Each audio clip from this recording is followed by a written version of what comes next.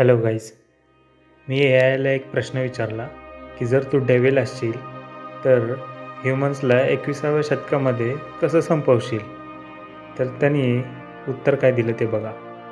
जर मी सैतान असतो तर मानवाचा 21व्या शतकात विनाश कसा घडवून आणला असता.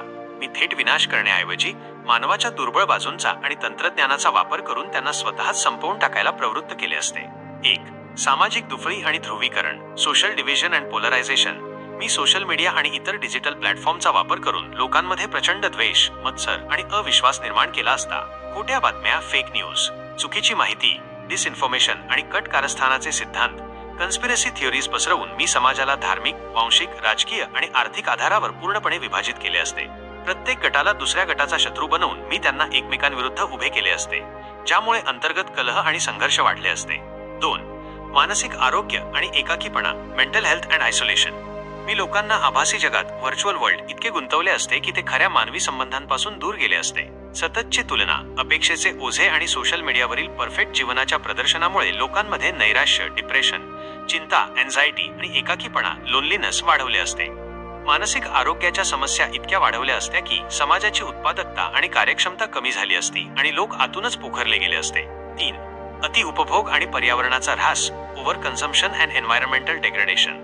मी लोकांना अमर्याद भौतिक वस्तूंच्या आणि उपभोगाच्या मागे लावले असते. मला अजून हवे आहे या वृत्तीला खतपाणी घालून मी नैसर्गिक संसाधनांचा, नॅचरल रिसोर्सेस अतिवापर करायला लावला असता.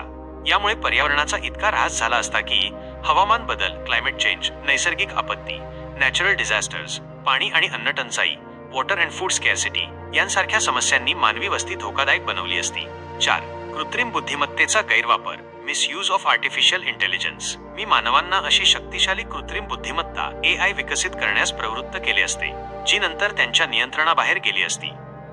AIचा वापर युद्धात, ऑटोनॉमस वेपन्स, पाळत ठेवण्यासाठी, सर्व्हेलन्स आणि मानवी निर्णय घेण्याची क्षमता नष्ट करण्यासाठी केला असता. यामुळे मानवी बुद्धी आणि स्वतंत्र विचार करण्याची क्षमता हळूहळू नाहीशी झाली असती.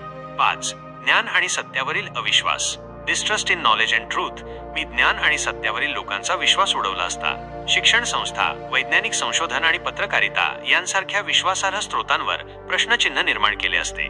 प्रत्येकाला स्वतःचे सत्य शोधण्यासाठी प्रवृत्त केले असते, ज्यामुळे कोणतीही सामूहिक समज किंवा सहमती राहिली नसती आणि समाज पूर्णपणे गोंधळलेल्या स्थितीत गेला असता.